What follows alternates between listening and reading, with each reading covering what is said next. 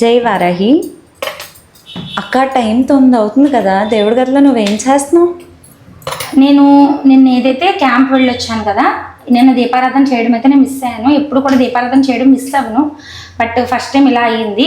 కాబట్టి ఏదైతే మనం దేవుడు దీపారాధన చేయాలి అంటే దేవుడు సామాన్లు ఏవైతే ఉన్నాయో అన్నీ శుభ్రం చేసుకోవాలి, అండ్ ఫొటోస్ ఏవైతే ఉన్నాయో అవన్నీ కూడా శుభ్రం చేసుకోవాలి. కాబట్టి నేను అవన్నీ తీసి క్లీన్ చేసి మళ్ళీ పెట్టి పూజ చేసుకుంటాను.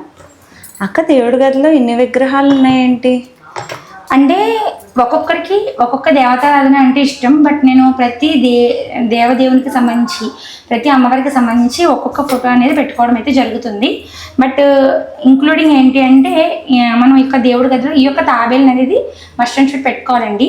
తాబేలు మీద శ్రీచక్రం అనేది ఉంటుంది. శ్రీచక్రం ఉన్న తాబేలు అయినా తీసుకోవచ్చు, లేదా నార్మల్గా అయినా తీసుకోవచ్చు.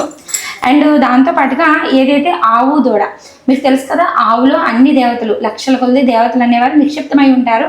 మనం అందుకే గోపూజ చేయాలి అంటారు, చాలా మంచిది అంటారు. అలాంటి ఆవు దూడ అనేది ఇత్తడి లేదా వెండి ఏదైనా కూడా మనం తెచ్చి దేవుడి గదిలో పెట్టుకోవాలి. ఇంకొక విషయం ఇదే వీడియోలో తెలియజేయాలనుకుంటున్నా, మనది ఏదైనా తీరని కోరిక ఉంది అంటే ఆ యొక్క కోరికను ఏదైతే ఒక పేపర్ మీద రాసి మనం దేవుడి గదిలో ఏదైతే మనం నిత్యం దీపారాధన చేస్తున్నామో ఆ యొక్క ఆవు పాదాల కిందన అంటే కిందన మనం పెట్టి దాని మీద ఆవు బొమ్మనైతే ఉంచినట్లయితే మన యొక్క కోరిక అనేది అతి శీఘ్రంగా నెరవేరుతుంది. నేను ఆల్రెడీ దీనికోసం 3 or 4 times ట్రై చేశాను. నా యొక్క కోరిక అయితే తీరింది. కాబట్టి అది కూడా ఈ విధంగా నేను మీతో షేర్ చేసుకుంటున్నాను. ఇంకేమైనా డౌట్స్ ఉన్నాయా రమ్య? అక్క ఇన్ని దేవతలు ఉండగా నువ్వు వారాహి మాతనే స్పెషల్గా కొలవడానికి గల రీజన్ ఏంటో చెప్పవా? మన వ్యూవర్స్కి ఎప్పటి నుంచే ఈ డౌట్ ఉంది. నీకే కాదు, నిజంగా చాలా మందికి ఇదే డౌట్ ఉంది. ఇంచుమించుగా చెప్పాలి అంటే మనకి చాలా దేవతా స్వరూపాలు ఉన్నాయి. దుర్గమ్మ దేవి ఉంది, లలిత పరమేశ్వరి అమ్మవారు ఉన్నారు, వాసవి అమ్మవారు ఉన్నారు. అది మన యొక్క వైశ్యాస్క కులదైవం అనమాట. దాంతోపాటుగా ఇంకా చాలా దేవతా స్వరూపాలు ఉన్నాయి, లక్ష్మీదేవి అలా ఉన్నాయి.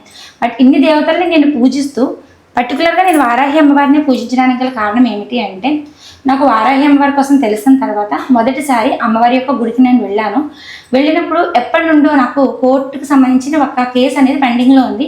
ఆ యొక్క కేసు అయిపోతే బాగుండు, నేను ఫ్రీ అవుతాను అని అనుకున్న సమయంలో ఏదైతే అమ్మవారి గుడికి వెళ్ళి జస్ట్ నేను అమ్మవారితో ఈ విధంగా అని చెప్పని విషయం నేను చెప్పాను. చెప్పుకున్న రోజు సాయంత్రం వాళ్ళగా వచ్చి మా దగ్గర మేము ఇలాగ ఏదైతే ఇది ఉంది కదండి, ఈ ప్రాబ్లమ్ సాల్వ్ చేసుకుందాం అనుకుంటున్నాము, మీకు అమౌంట్ ఇచ్చేస్తామండి, మీరు యొక్క కేసుని తీసేయండి అని అన్నారనమాట.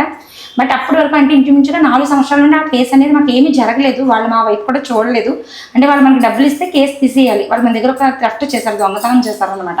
మనం కోర్టుల చుట్టూ పోలీస్ స్టేషన్ చుట్టూ తిరగడం ఇష్టం లేక ఏదైనా మంచిగా ఏదైనా జరిగితే బాగుంది అనుకున్న సమయంలో నాకు అమ్మవారు అయితే నిదర్శనం చూపించారు. బట్ అదే విధంగా రెండోసారి కూడా అదే సిచ్యువేషన్లో కోర్టు దగ్గర కూడా ఒక సమస్య వస్తే అది కూడా నాకు అమ్మవారు వెంటనే తీర్చారు.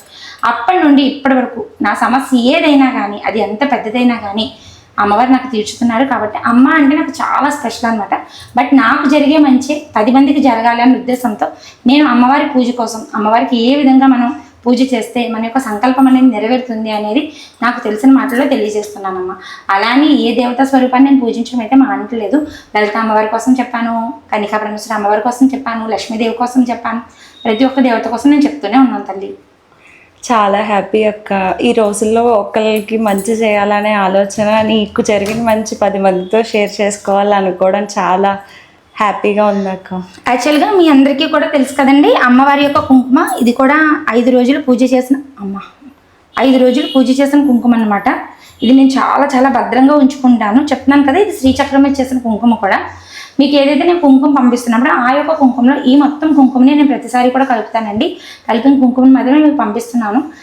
ఇంకొక స్పెషల్ న్యూస్ చెప్పాలి, ఏం జరిగింది అనేది. నేను ఒకరికి ఈ యొక్క కుంకుమ పంపించాను, అండ్ దాంతోపాటు అమ్మవారి యొక్క ఫోటో పంపించాను. వాళ్ళు ఆ యొక్క కుంకుమని ధరించారు. అమ్మని ఏదైతే దర్శనం చేసుకున్నప్పటి వరకు వాళ్ళు అమ్మవారి ఫోటో ఇంట్లోకి తెచ్చి పెట్టుకోలేదంట. గత 3 years నుండి ఒక గోల్డ్ వస్తువు అంటే ఒక బ్రాస్లెట్ అండ్ దాంతోపాటు గొలుసు కనిపించట్లేదంట. దానికోసం వాళ్ళు చాలా స్ట్రెస్ అయ్యారు అండ్ డిప్రెషన్ కూడా లోన్ అయ్యారు. ఇంట్లో అందరితో మాట్లాడాల్సి వచ్చింది అన్న తనకి ఏదైతే ఆ 2 వస్తువులు కూడా ఆ రోజే అట్ ఎ టైం కనిపించాయంటండి. వాళ్ళు నాకు పెట్టిన మెసేజ్ కూడా మీకు ఇందులో నేను కామెంట్ చేసి చూపిస్తున్నాను. బట్ అమ్మ ఈ విధంగా ఒక మంచి చేయాలి అనే దాంట్లో ముందుగా ఉంటుంది. కాబట్టి నేను అమ్మవారి యొక్క దేవతార్చన చేసుకోండి, అమ్మని సంకల్పించుకుని ఏ కోరిక కోరుకున్నా కూడా మీకు సత్వరమే నెరవేరుతుంది అని చెప్తున్నాను. సర్వేజన సుఖ్న భవంతు. ఇంకేమైనా డౌట్స్ ఉన్నాయి తల్లి? ఏం లేవక్క. థ్యాంక్ యూ, ఉంటానండి మరి.